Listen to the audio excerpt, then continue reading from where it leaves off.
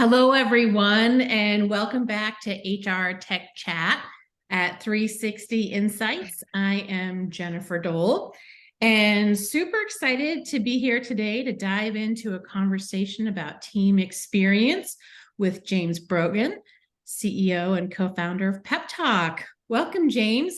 Please share a little bit about you. Thanks, Jennifer. James Brogan, CEO and co-founder of PepTalk. Delighted to be here. Delighted to get a chance to talk about PepTalk, our company, the what we believe is a really exciting area of team experience. And delighted to share our insights, observations, and hopefully for your community, they'll get some nice takeaways and areas to reflect on in their own businesses. Great. Well, thank you for being here.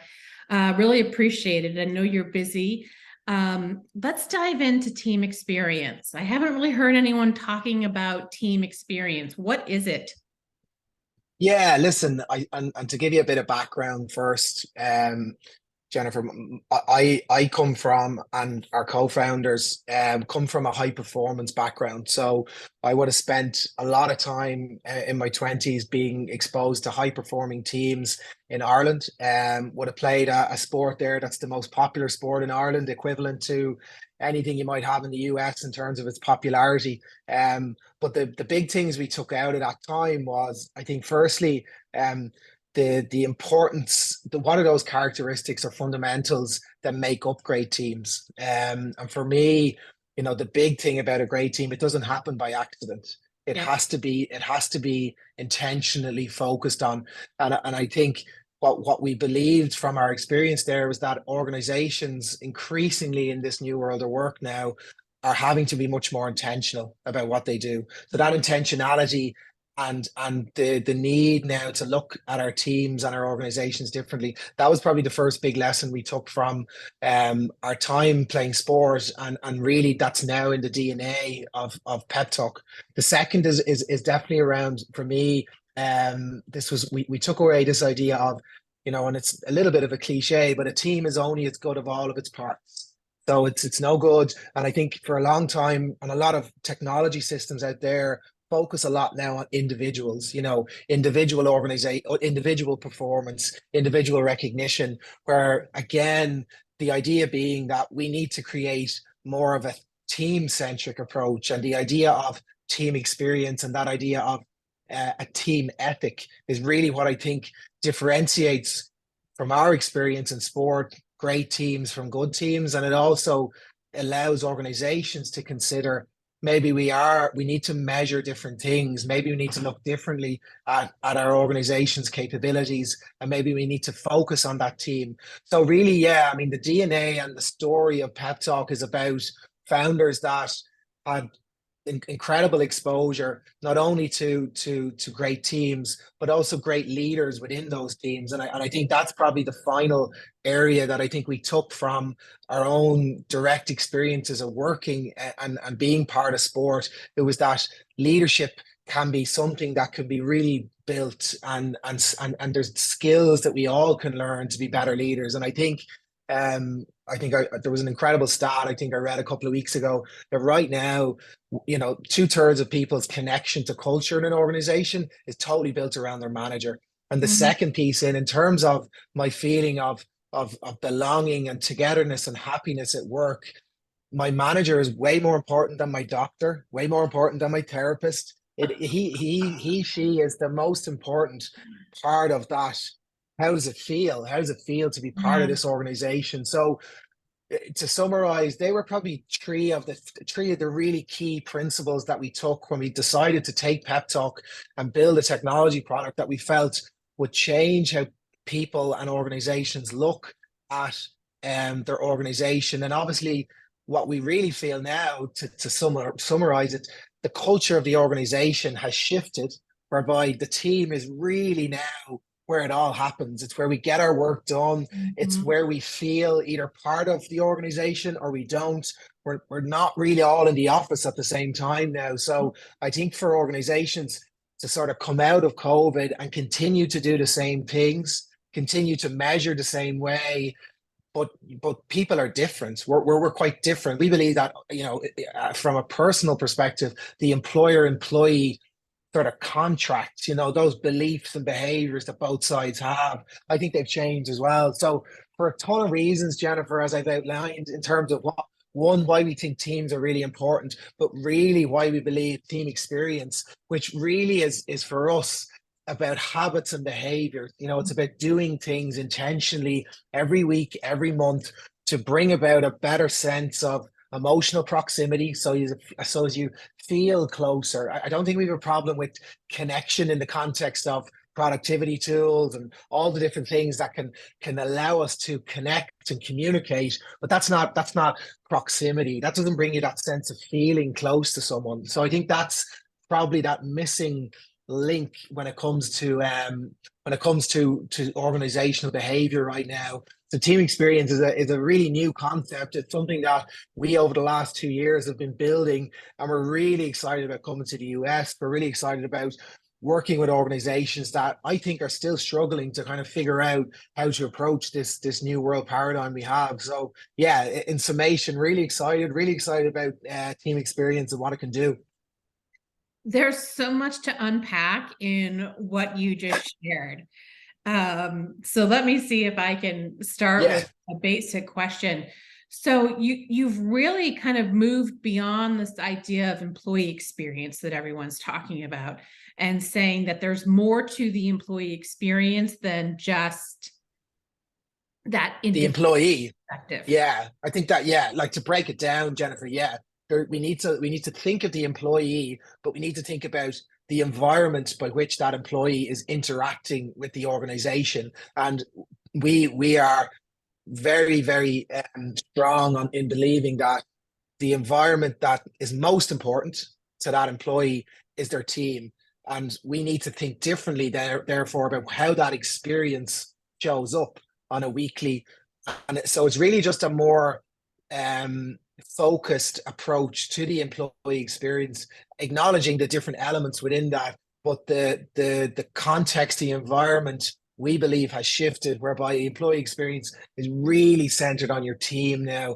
And we need to think and be really intentional about the supports and the enablers that help that team to become more than just a bunch of siloed individuals that are maybe in a team, by virtue of it being called a team. But to my point earlier about our experiences of it being in teams, and I think everyone can remember being part of a great team. And when you ask the question, you can see their eyes light up, Mhm. they smile, and they begin to, it's a feeling. It's ultimately a feeling, and everyone has that feeling, and it might be from a personal team you're involved in, sport, business. And that really is, I think, that's what that's that 2 minute, that's the reaction that I think organizations ultimately want to create, because that's what's going to keep people in the company. That's what's going to get them to maybe work a little bit harder, and enjoy their work a little bit more. So yeah, I think the team experience idea is around building that environment, where we can create that sense of psychological safety, where people can feel engaged, they have purpose, their leader and manager cares about them, and he's asking really good questions and he's getting feedback. So I think there's a lot of behavioral kind of science that we lean into as well, Jennifer, to ensure that, yeah, this area is so important. So we really need to, really lean into making it a reality now for lots of organizations around the globe.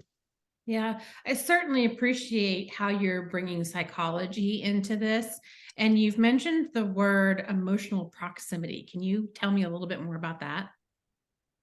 Yeah, I mean, and again, just for, I suppose, to break it down really, really simply for me, and based on our research in this space, it's about feeling seen. It's about this idea of feeling that there is more than. So if you think about it, there's been this preoccupation with getting people back in the office so they can be seen, so we can see them. But really, even if they're in the office and they're over across the hall there, that's not creating any sense of emotional connection with that person.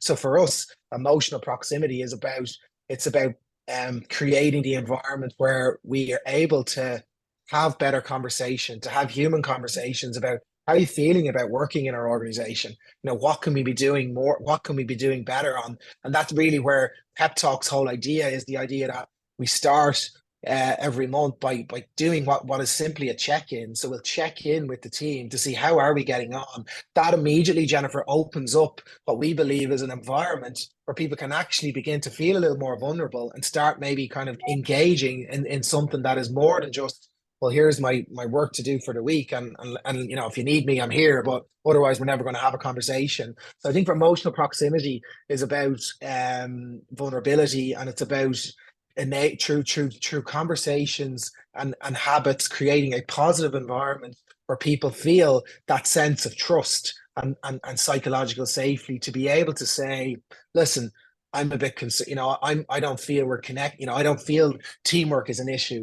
We might talk later on about some of the great examples we have in Pep Talk of the type of challenges we're working on, whether it is the whole area of mental health, whether it is the area of kind of burnout and energy, or whether it's a big issue like retention and we're just struggling to keep our people. So lots of interesting examples of where team experience can really impact the organization, but the fundamentals and that emotional proximity piece are their core principle of I think how organizations need to build their businesses now as we go forward. Yeah. And what I love about what you're saying is it's really just building the space for that, right? Yeah. Saying this is important to how we work, is having these conversations and having this insight, taking action on it, and kind of measuring the progress as a team. Yeah, totally. And it's not gonna, as I say at the top, again, through some of those learnings from our own founder background, it's not going to happen by accident. So we need to be really intentional. So to your point, if you sit with a candidate and you're talking about the culture and the experience of this organization, what does that mean? We need to move beyond. We can no longer talk about we can't walk the halls. We can't, we need to be able to really talk about what that feels tangibly. So that pep talk journey where monthly we'll go in and we'll, like you say, you're going to be asked, how are you getting on? What's this feeling like in the team? But better again, how do we make it better? And I think that's really unique to pep talk. It's about insight, but really for me, engagement, it's not really a measure, it's an action. It's about dynamically doing things every week, every month to support that positive motion that an organization can create. It's almost trying to bottle up that feeling that we spoke about earlier, Yes. and create this rhythm. And I think, organizations are very good at creating operational processes, but we need to create cultural processes. We need to create things that are just happening, rituals that happen every week, the check-in every month, the team talk, which I'll touch on, is this really unique concept we've designed where we're helping organizations with the data, but then we're giving leaders in particular the opportunity to be able to create that environment, Jennifer, to do a team talk. It might be on burnout, it might be on something around diversity and inclusion, it might be on team connection, but it's just maybe at times it's a bit of a crutch. It's something that, it's not easy for a lot of managers and leaders. As I touched on, I think there are a cohort that have gone through a ton of challenges over the last number of years, still feel they're probably a little bit underserviced when it comes to technology enablers that can support them. So we make we're very focused on that cohort because we believe they're, as I say, key to culture. They're underserved, and I think they need what I describe as just enablers, just something that brings them to the water to make this idea of creating psychological safety, move it out of the classroom as a concept and move it into, this is just a question, maybe. How was your week? How is your month going? What can we do better? And I think breaking it down into really simple terms, simple questions for a lot of our leaders and managers out there is really what they need now. They don't need another lecture on psychological safety. They just need something to do every month to bring that to the table. So we're very much trying to make this simple, accessible, and easy for people to get involved, Jennifer. Yeah. Yeah. And I love that you're kind of giving them the so what, right? So here's the data. So what? What are you going Yeah. to do about this? And being able to make it accessible is going to help them have these conversations, because not everybody's studied this like you have. Not everybody's been on a fabulous team like you have, but you're Mm. able to kind of share that feeling through your platform. Yeah, no, and I think that's it. It's about trying to scale this so as that Mm. we meet lots of organizations, and there's probably 10% that are probably this is really easy and that it comes quite natural into them. But for lots of organizations and their managers and their leaders, it doesn't come naturally. And I think, to touch on maybe one of our customers for a second, the big European construction company set us the task of, how do we create a culture of safety? How do we create traditionally that industry has been probably a little reactive as opposed to proactive. So Yeah. if people have challenges, we have some supports there, but we're not going to be at the other end. We're not going to try and create an environment, to touch on our earlier point, where maybe a conversation can be had, whether it's around mental health or breaking down some of that stigma, where maybe we never reach the point where we have to go into that reactive, more clinical area. And I think for progressive organizations in that sector, which probably is a little more male orientated than female, there is challenges there, as we know. So the task we were set to really was build that, and what we did, what we found is, we've moved the dial in terms of um when it comes to their sentiment, a lot less anxious. When we looked at their scores when we first came in and we looked at trends to now, a lot less anxious. So that suggests that there's an emerging sense of trust there where we're a little less anxious about working in the organization.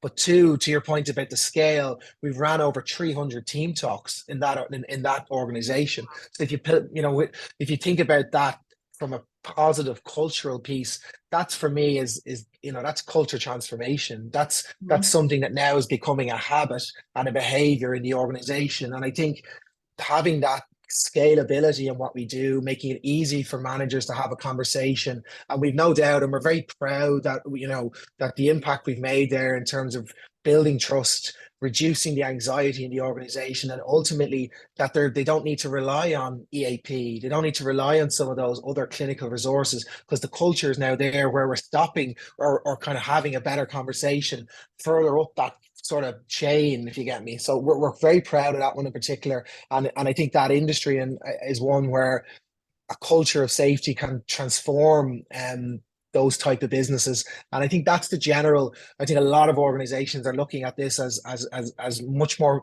about a proactive, preventative approach to Mm. building that culture, Jennifer. So very, very proud of that one in particular in terms of the challenges certain verticals have with mental health.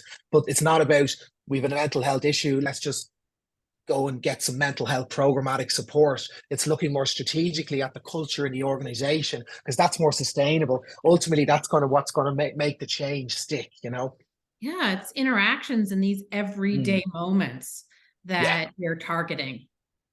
exactly. Yeah, that's because, and that's how you create that sense of belonging, and that sense of connection. So it's when it's sort of we're most when this comes out, the technology is ultimately an enabler, but it ultimately is when it begins to positively impact the business and the conversations that have been had, be it virtually, be it on the site, be it in the office. That's when it comes to life for us, and I think that's is really where the opportunity I think for organizations now is, Jennifer, to, as I say, look differently at their organization, measure differently in terms of what we're measuring, and then act differently in terms of the type of interventions that we're designing. Yeah. And so I have to bring up the headlines of all these layoffs right now that are happening.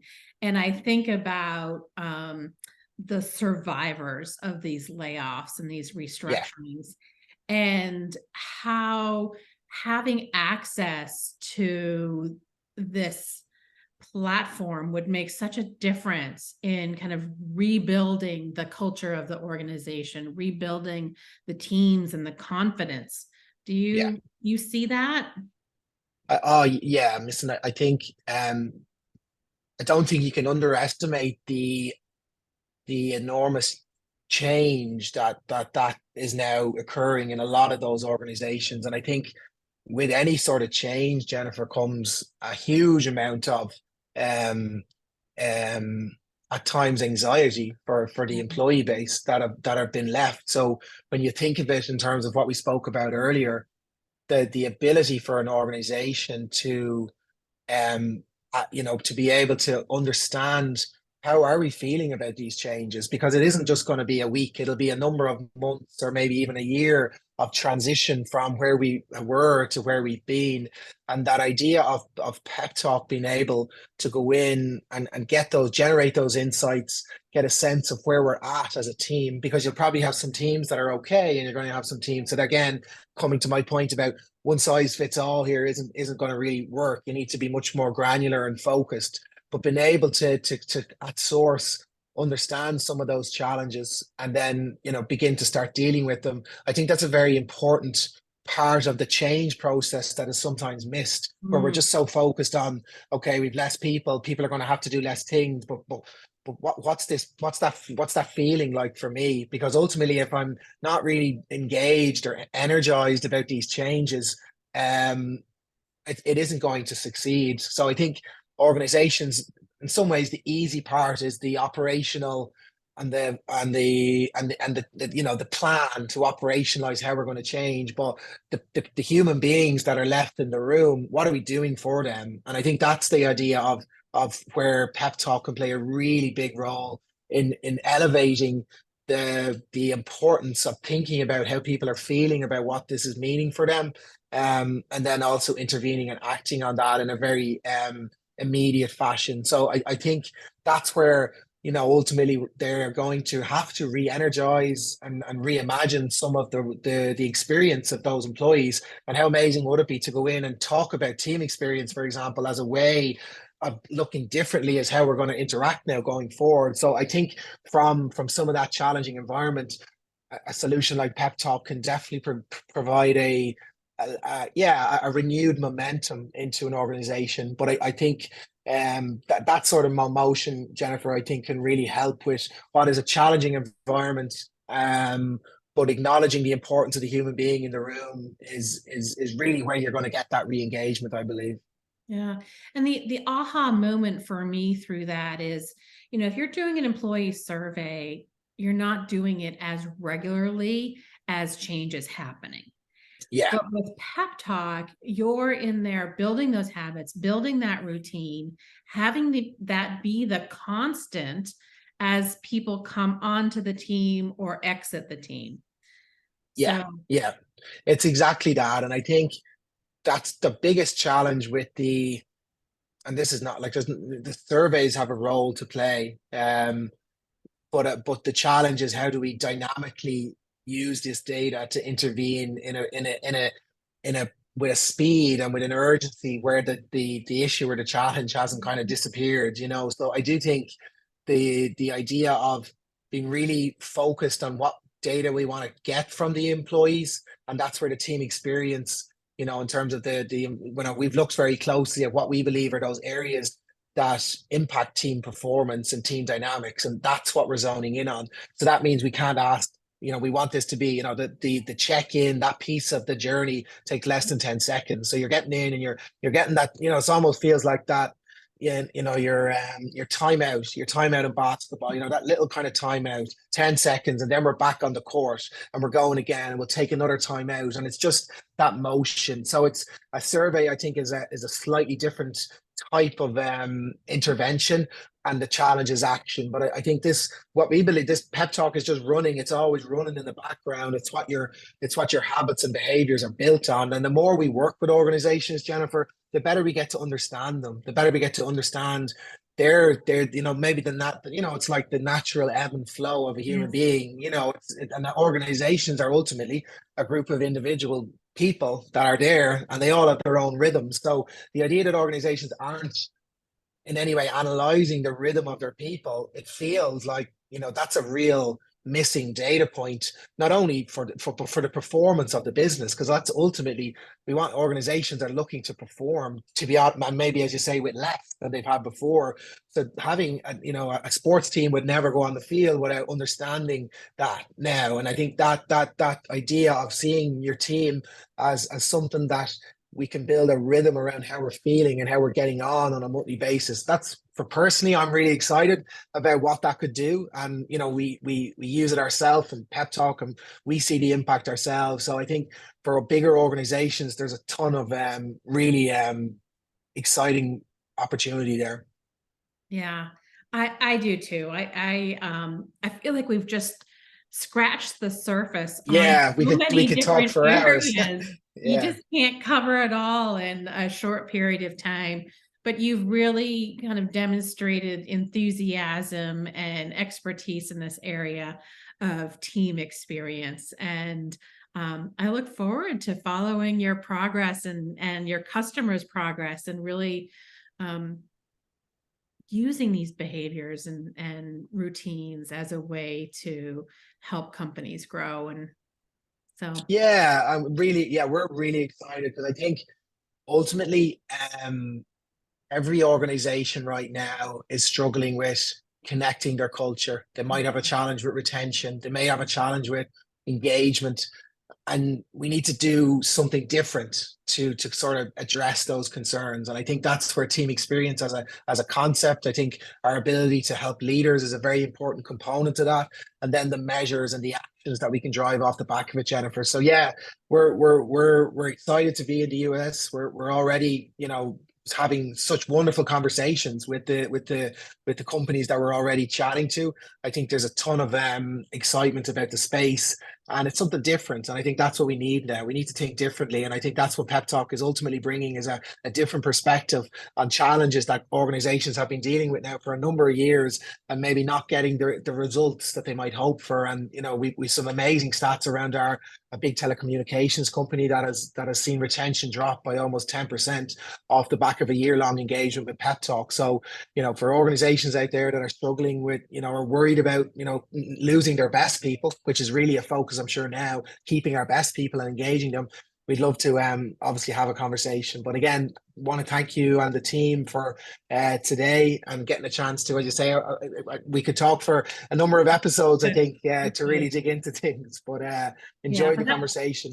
yeah, that was just a beautiful wrap up of all that we talked about today. So thank you very much for being here and look forward to future conversations. Thanks, Jennifer. Take care. Bye. Bye bye.